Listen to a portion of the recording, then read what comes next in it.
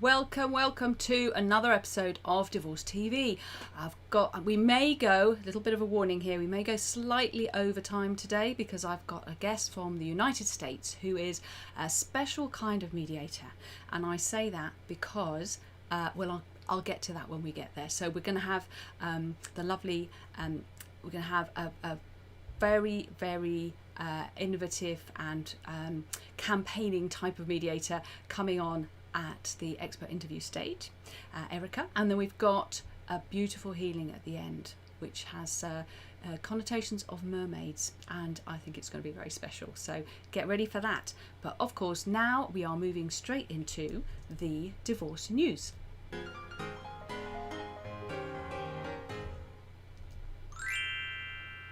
And we're going to start with the Daily Mail, who are reporting on what's going on in Australia.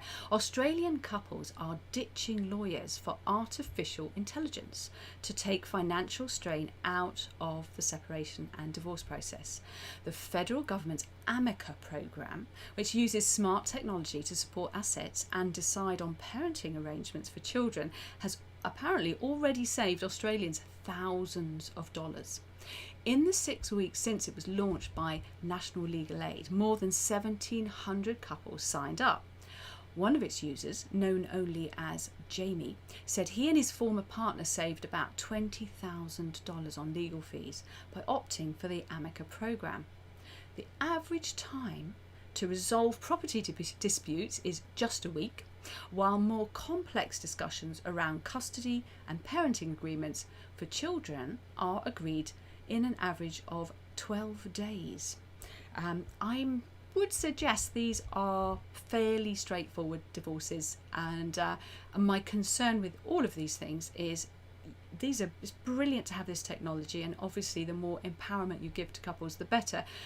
But it does worry me that if people start trying to sort the financial split out when they haven't actually talked to anybody who has any kind of financial skills whatsoever is not good. So it doesn't mean you can't do your homework, talk to the right experts, and then when you come to just facilitate the divorce admin, then use these things. But I'm sure this will be coming here soon. The next story we've got from Family Law magazine.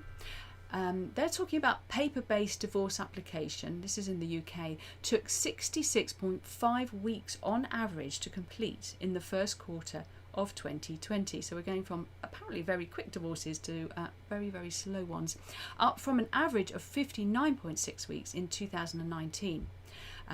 Boodle Hatfield, the law firm, says that the speed of divorce cases outside of the new online application system are expected to slow even further as the lockdown begins to bite harder in the second quarter of the year, hampering the activity of the family courts.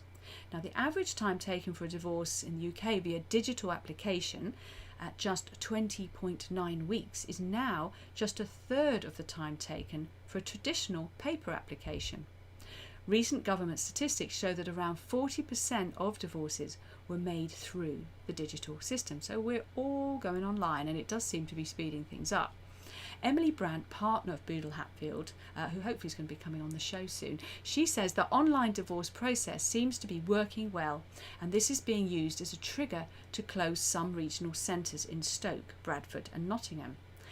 It's a shame, she says, that more of the money saved from closing these regional centres is not being reinvested in the court system in general, and in particular in training more specialised judges or providing more support for those already struggling under their heavy workload.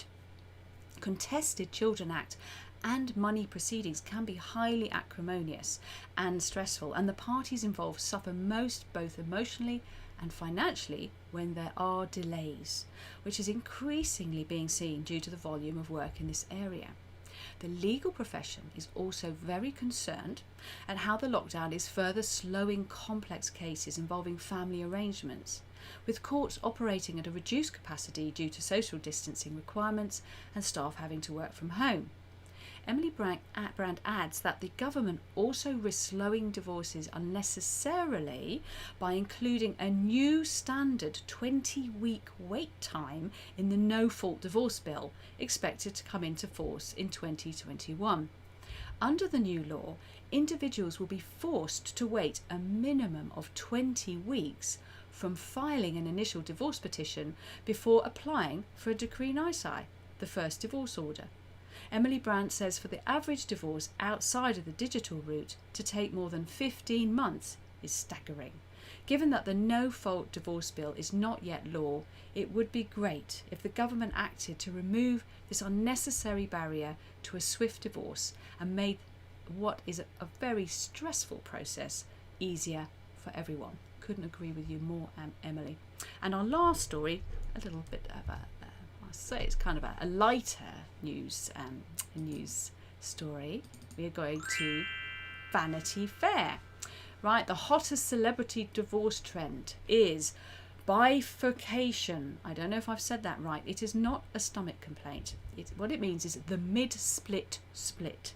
Angelina Jolie and Brad Pitt did it, with both being declared legally single, even as their divorce creeps into its 4th year. Camille and Kelsey Grammer did it, and Kelsey was remarried within the year. And Ewan McGregor and his wife of 22 years, Eve Mavrakis, just did it in 2019 before finalising their divorce on Thursday. Being declared unmarried in the eyes of the state before signing the final divorce papers is the hottest move in Hollywood. The court must not have kept the details of McGregor and Mavrakis' proceedings under lock and key, as Pitt and Jolie have done, because people obtained the settlement. It's pretty revealing. She made out okay with only $14,934 per month in child support for their youngest child, Anouk, the only one of the 4 who is under 18. Mavrakis also gets generous spousal support to the tune of $35,868 per month. It is another world. Right, let's move forwards to our interview for this week. Get yourself ready. I'll give the little intro now, and then I'm going to introduce you to Erica England.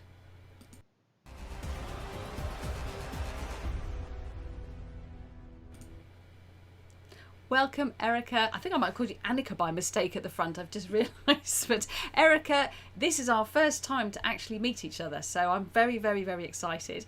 I love the way that you're not just an attorney and a mediator, but you're also a disruptor. Why do you call yourself a disruptor? It's not a mediator type of thing to do. Right. Unfortunately, there are quite a few people in my community that don't love the way that I'm shaking up the divorce process and making it more simple and affordable for people, not only here in Northern California, but all over the world. So when I noticed that I was put on the agenda of a local divorce organization to talk about how I was disrupting their typical divorce with high attorney fees and lots of stress and many, many months of problems, I just took on that name and adopted it as my own.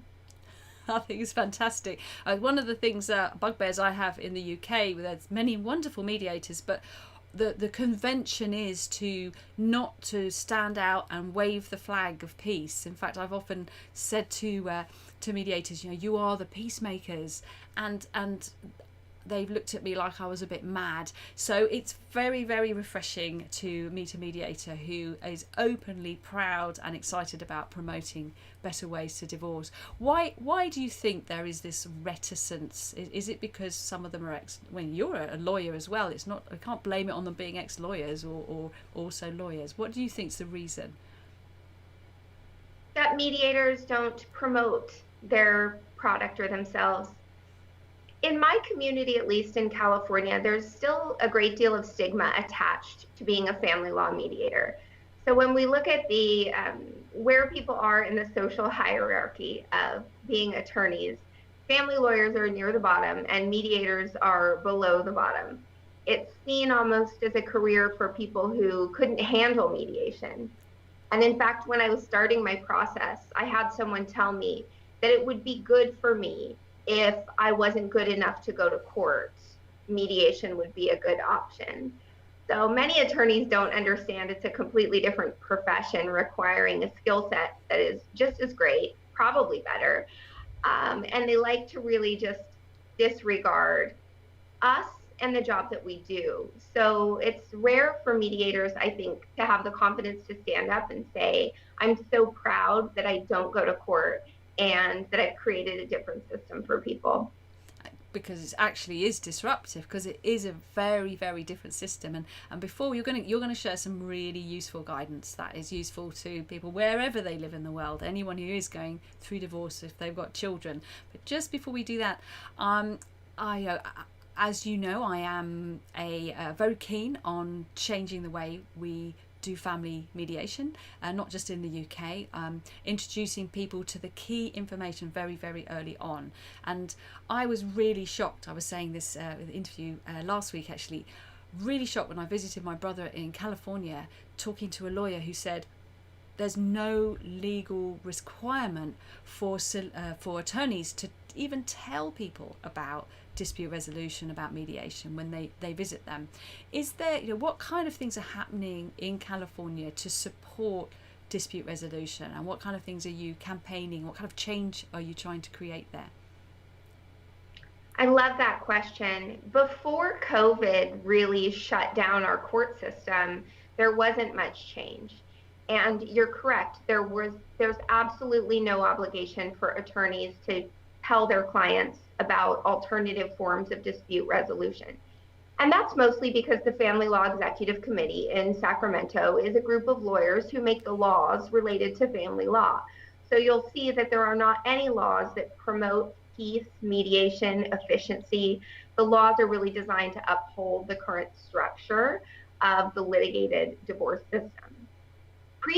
Post-COVID, we have seen some changes where suddenly we're hearing from clients, more so than attorneys, that they would like to have options explained to them outside of a traditional process, which used to take a year to 2 years and cost $20,000 to $50,000. And now that people cannot even get into courtrooms, it's easily double that. So suddenly people are looking for alternatives. And while mediators still don't have an obligation to tell them, attorneys are calling me asking how they can become mediators. And I do find that to be a good sign. That's a very healthy sign. So that's great news. So it's great that always good to hear the good things coming out of COVID as well as bad. So can you share with us from your experience? I know that you see people make mistakes in your role as an attorney and as a mediator. Can you give some advice to people who are parents who are dealing with divorce on how to avoid making those kind of boo-boos? Absolutely. There are three that are so easy to make and so easy to avoid, yet they have giant consequences. So to go through them very briefly, the first is not to have a child support order at all. And in the United States, at least, more than 12% of parents have an informal agreement rather than a written court order for support. And many, many times that amount of parents have an outdated order. So they do have an order in place, but it reflects their situation 6 years ago and not today. The reason having an order is so important is because judges have the ability to order support retroactively back through any period of time. So if there's a dispute, that dispute can be resolved not only going forward, but the judge can make an order backwards that someone owes money or needs to reimburse money. So it creates a reduction of your backward liability in addition to keeping your ongoing situation straight between the parents. That's interesting. Easy way to fix it is to just get a court order or update one. And here in California, if it's too expensive to see an attorney, there's a great system started by a California lawyer called hellodivorce.com. She's now going nationwide, and hopefully we'll see her internationally soon. And if hellodivorce.com is something not available, then many states have something called a certified paralegal or a legal document assistant that can assist in drafting a child support order at about 1/10 the cost of an attorney. That's fantastic. So they don't have to spend a fortune on it, but it's important to do. And in the UK, I know that even people who are, they'll often spend money on solicitors and lawyers right up front, often when they don't really need them. And when it comes to creating what we have the consent order here, which is where it's not just the child support, the finances all together. That's sometimes the bit they don't want to pay the extra to have that put in place, which of course is crazy because people change their minds, don't they? It's doesn't matter how. Absolutely.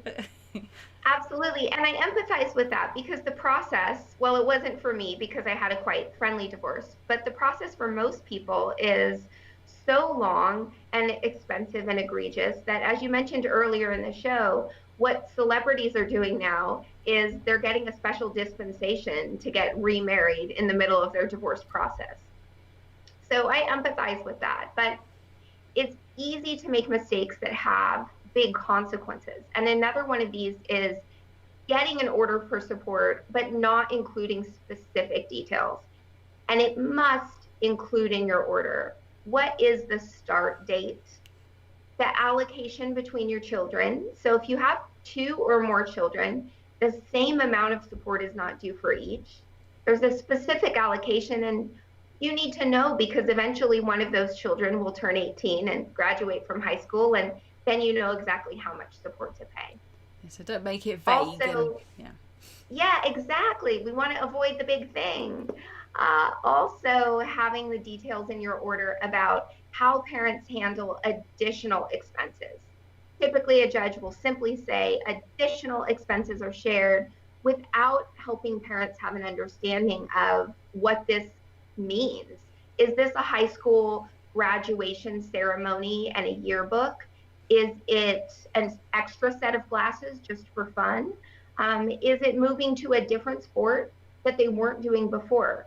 So we have parents that have a lot of conflict around whether these additional expenses are or are not ordered by the court.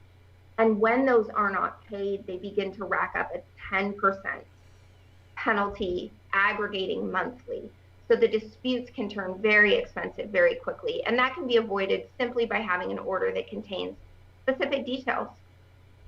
Brilliant. Sound advice. It sounds so obvious, doesn't it? But I can imagine how easy it is for people to go, well, yeah, just the general. People don't want to deal with the nitty gritty, which is why I always recommend they work with financial planners because they help them do, get the numbers and think of all the things that they would otherwise forget. So what other top tips have you got for us?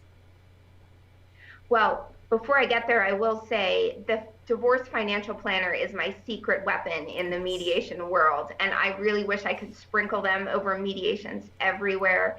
There are some fantastic divorce financial planners. One of them is Scott Levin, that I'm begging him to contact you and get on your show. I think I'm not surprised that you and I are so crushing on financial planners. But the final big mistake that parents make is they don't keep track of child support and additional expenses.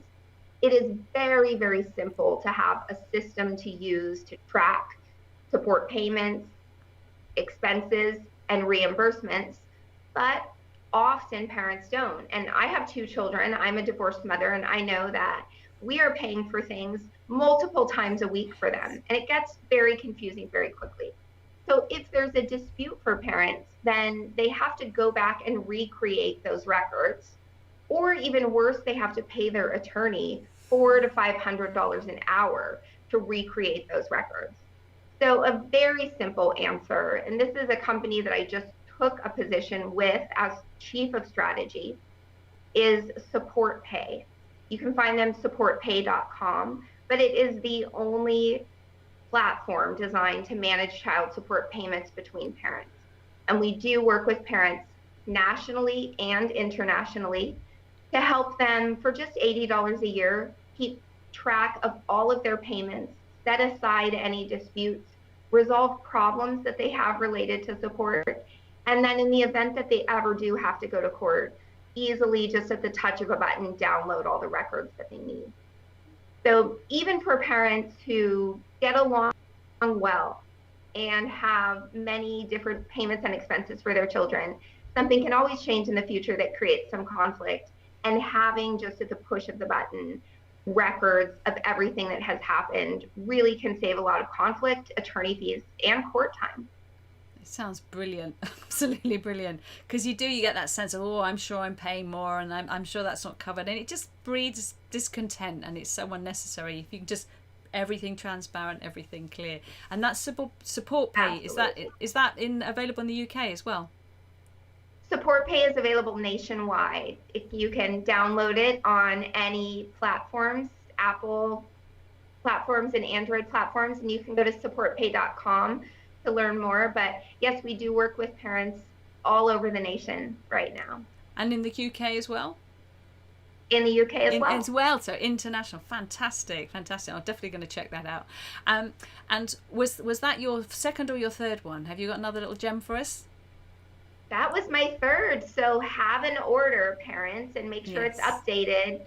Put the details in your order, and then also keep track of payments and expenses using a system like Support Pay. I'm biased because I work for them, but I work for them because it's the best child support management platform I've ever seen.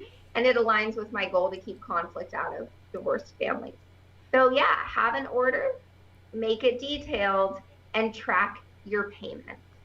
And just before you go, can I ask one more question? I wanted to ask with mediation, is there, if there was one thing you could pick, because there's so many people who've never used it, or maybe have had some bad experience of it, because it can be variable depending on who you're working with or how prepared you are before you go into the mediation.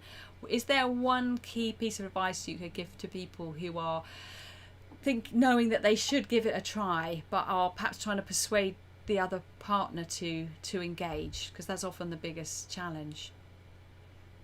Well, that's a question they can always ask the mediator. I always consult with each of my participants together, and I tell them, you don't have to make any decisions here today. It's just to get information. So because my consultation is low key, it helps get both people in.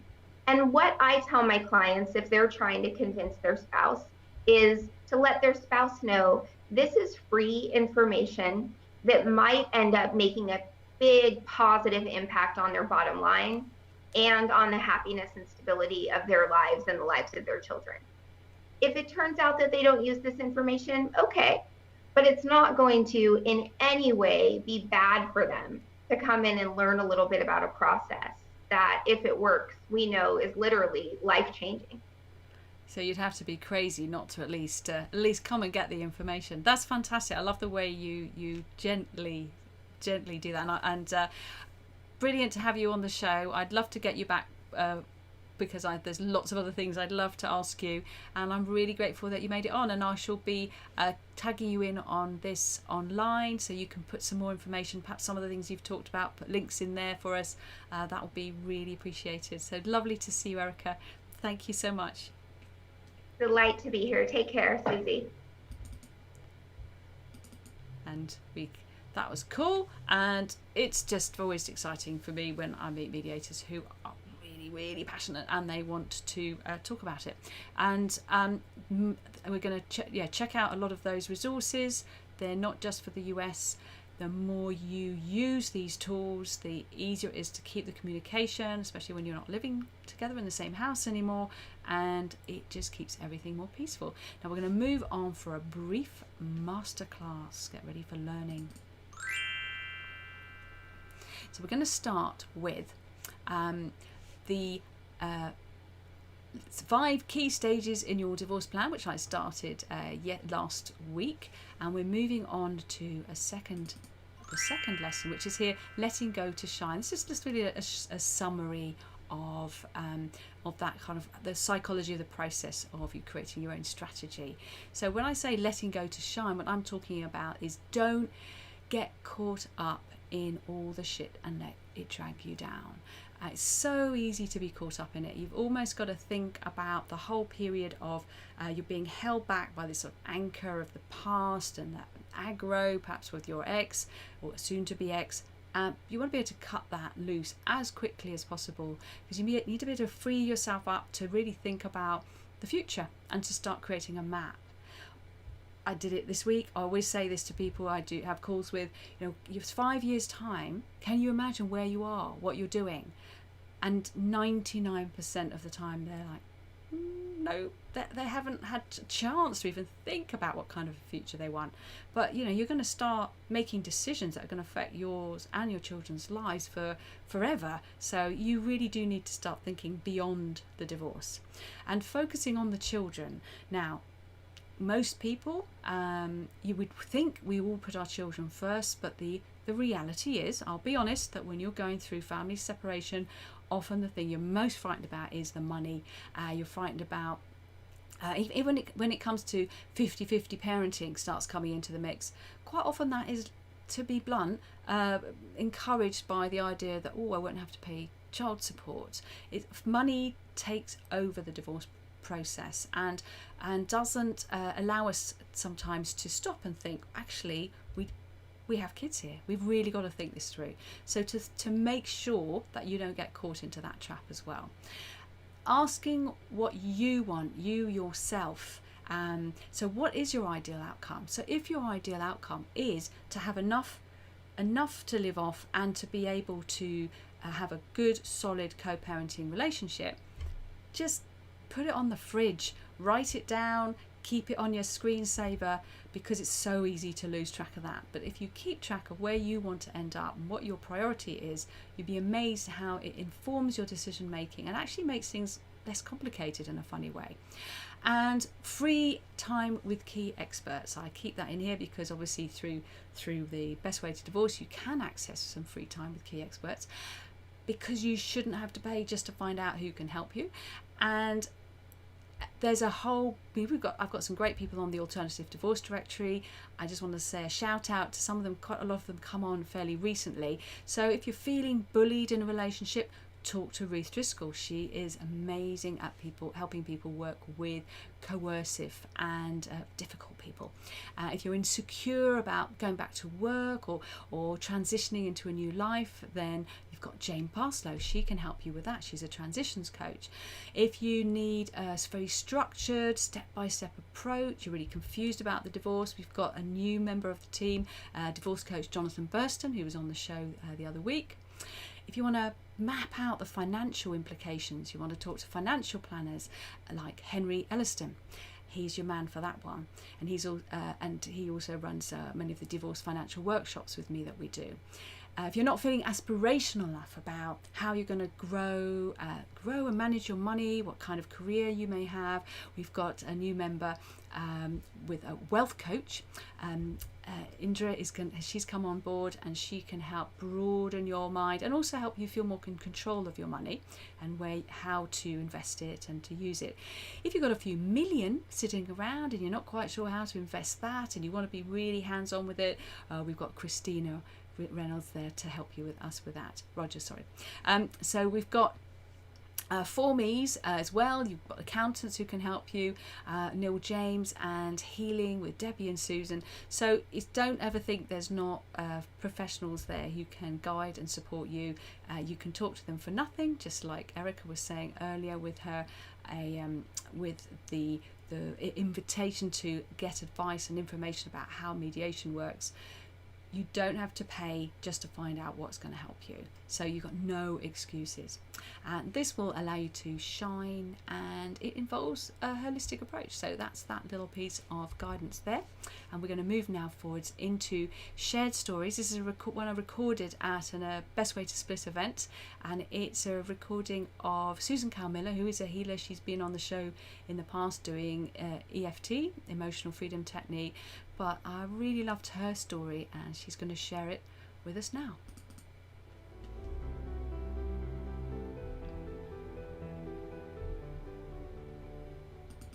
As soon as I discovered the energy, that we're all energetic beings, that was me sold. So how did I get into this? I got into this because I was married for 27 years. The last 2 years I was dealing with my husband's alcoholism. I realised that I couldn't sort it. I realised that I was becoming extremely stressed by it, and I decided to go down the divorce route. And I'd no sooner gone into the divorce route and my husband Gordon was going to be leaving the house 5 days later than he died. Death, divorce, alcoholism. So I also knew when this happened that the stress was going to affect me we're working with feelings that are incredibly intense. Anger, rage, injustice, frustration, helplessness, hopelessness, unfairness, revenge. When my husband died, I was stunned and shocked.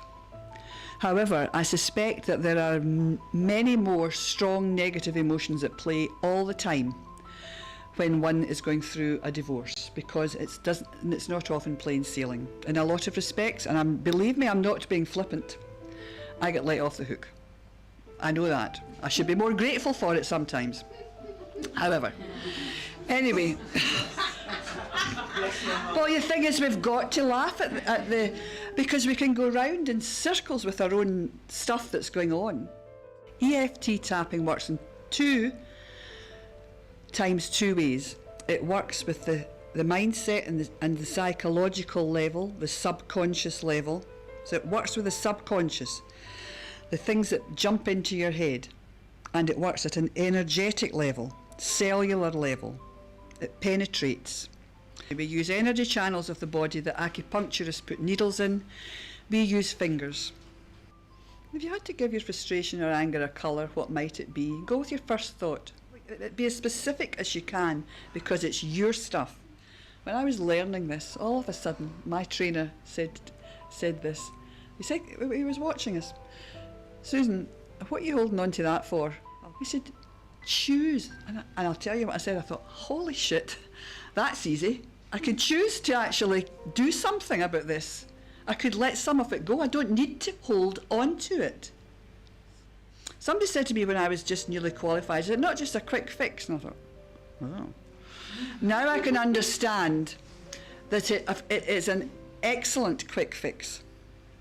When you're going somewhere and you're up here and you don't know whether you can be bothered going out the door without crying or going out the door without punching somebody's face in, whatever it is, these heightened emotions are very dangerous and they're extremely bad for you. 90% of emotional stress in the body results in the physical ailments that we have. And that's a fact. It's actually a little bit more. So this quick fix, when you're going through, for example, a divorce, when the emotions are so high, and the sadness and the fear and the not knowing, to feel that little bit better in 5 minutes is without doubt a possibility for you. You can think, oh goodness. I remember my now husband here with me was helping me put the banners up. But he can rub me up the wrong way. He was annoying me. And I went through and did some tapping. And the words that eventually came out after 2 or 3 minutes was, gosh, Susan, you've been a bit of a jackass. And I burst out laughing because I was. But it's the release from the stress that makes you realise that if you can lower your levels to deal with life, that's what you want to be able to do. And this is a taster of re-imprinting a message into your whole cellular body. Because we're energy beings, we're energy, and every cell can take on this new message and then bring it up through your arms, breathe it into your lungs, and the final step of this to make this even more powerful is you're going to blast it right out, up into the sky, and you're going to make it go as far as you think it can possibly go. I can help people with any form of stress and anxiety that they have. I fundamentally do a lot of my work with EFT, emotional freedom technique tapping, and developments. 10-minute tapping sessions specifically on feeling helpless, feeling angry, feeling panicked. I'm Susan Cow Miller. I'm a company's Hampshire EFT. Brilliant, Susan. I love watching her story. And she'll be on the show soon. In fact, as an expert interview, and because she's doing some amazing kinds of healing work, not just EFT tapping. So we're doing a very quick roundup now, because then we will be able to relax and have a brand new healing session with a new person who's so kindly fitted in at the last minute. Literally a few hours ago, she did not know she was going to be on this show. So very briefly, get your phones ready for the QR codes. Divorce Financial Workshop, it is filling up. There are still a few spaces for the 10th of September, suitable for anyone in the UK.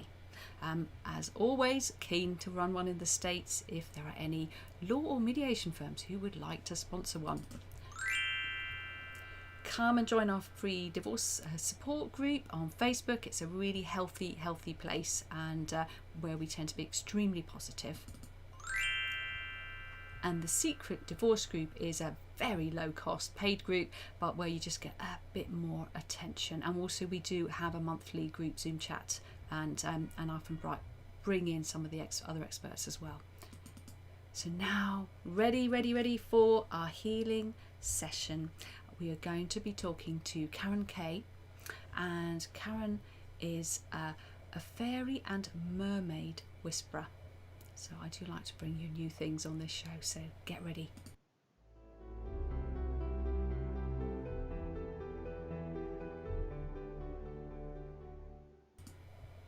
Hello Karen, can you hear me loud and clear?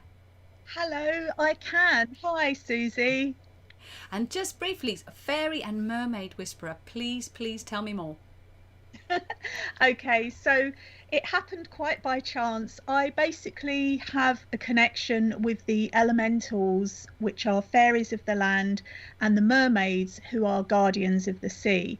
And it's really interesting because, as you just said, I didn't know I was going to be on the show, but actually my connection with the mermaids was strengthened after a 20-year relationship suddenly ended, and I wrote messages from the mermaids, which is a guidance deck, and it was actually supporting myself through the process of separation, which was sudden. It was out of the blue, and it really rocked my world. So I felt such a connection when you invited me to come on the show. And the deck, it's all about healing, acceptance, breaking free, all of the things that we go through when we're in this kind of traumatic, shocking space sometimes.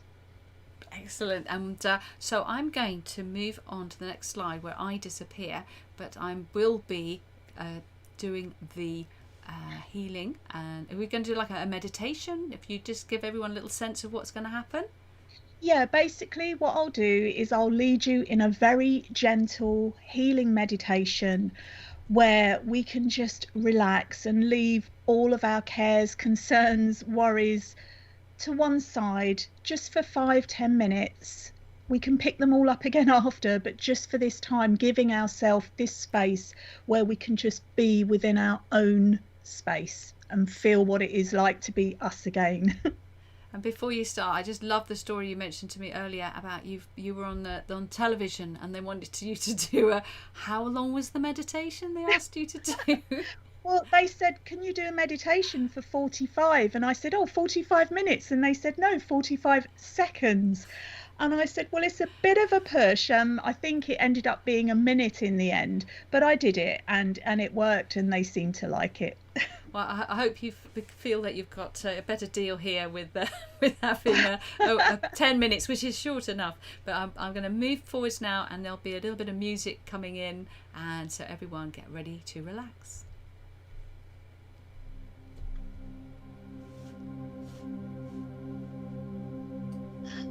Okay. Get yourselves into a comfortable position. Start to be conscious of your breathing. Breathing in peace, love and serenity, and breathing out any cares and concerns.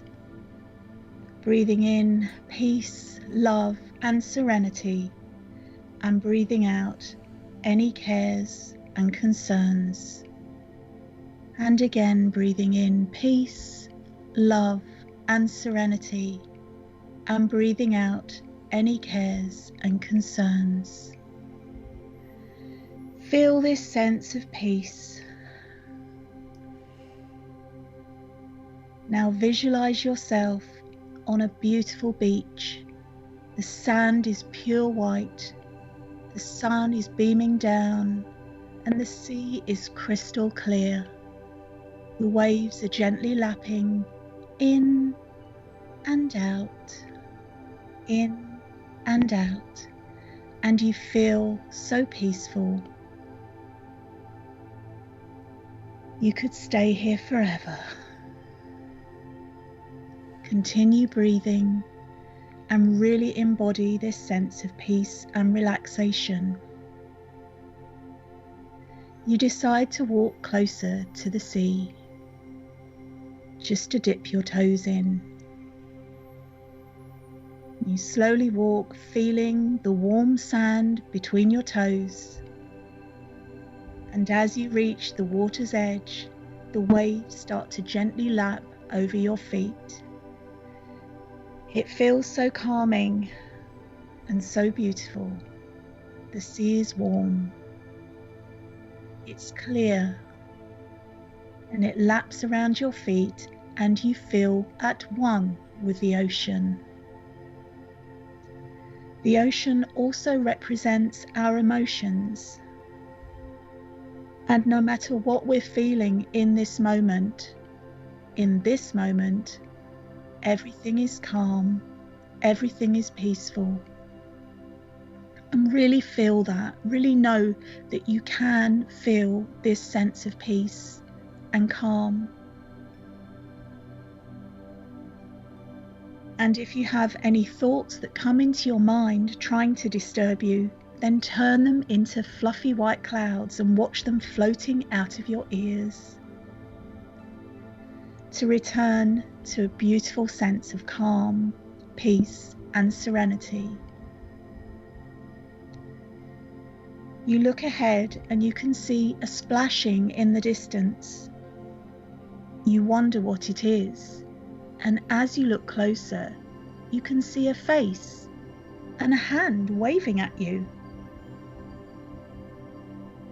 Feeling curious, you step a little bit further into the sea, not too deep, just up to your calves. And you see that it's actually a mermaid. She is so happy to see you. And you are happy to see her, even though it's quite unusual. She starts to swim towards you, and you notice that she's holding something in her hands. As she gets closer, she stops before you, and she shows you a shell. And she asks you to take the shell and hold it to your ear and see what the message is for you. Now, you might just hear the sea. You might hear a particular message that is just for you at this moment, at this time in your life. So you hold the shell to your ear and you listen for your message.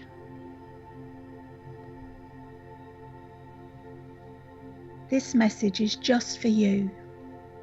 And even if you don't hear a message, even if you're just hearing the sounds of the sea, this is a reminder of your connection to the vast ocean, which represents all emotions.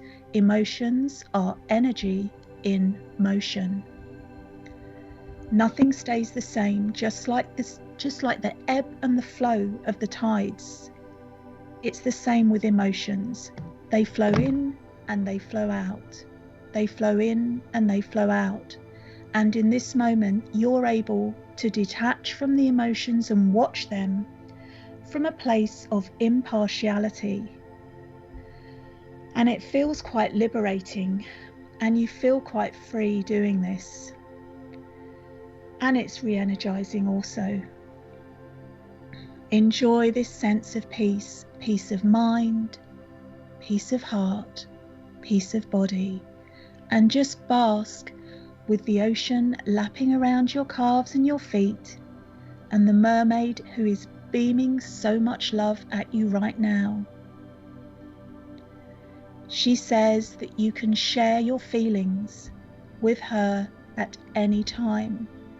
So even after this meditation, you can visualize yourself by the sea talking to the mermaid. This is your very own mermaid guide. She's here to be an ear for you. You can say anything to her at any time. You can speak your truth. You don't have to censor yourself. Whatever you're feeling, however angry, happy, distressed, calm, whatever you're feeling, share this with her She will not judge you at all. She will accept you exactly as you are, however you are feeling, and she wants you to know this. So at any time, you can return to this space. You thank her for sharing with you, and you hand back the shell to her.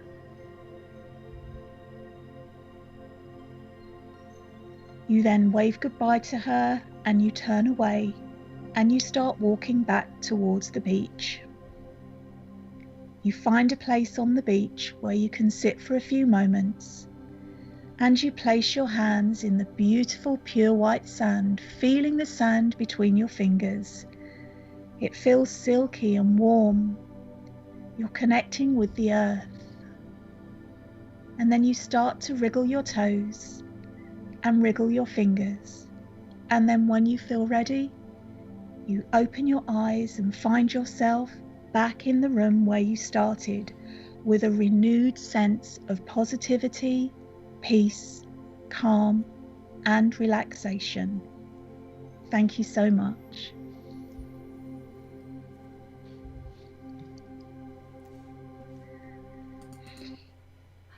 Thank you. And I shall be playing that again tonight when I go to sleep. I can really, really relax and get into it.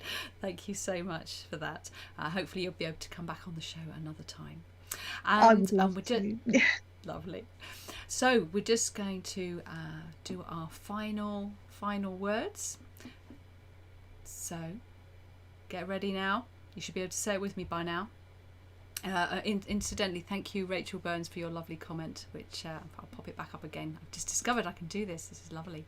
And yeah, and it is a very refreshing approach, isn't it, to divorce? And wonderful to have professionals on here who can, there's enough of us out there. We just need to stick together and change things.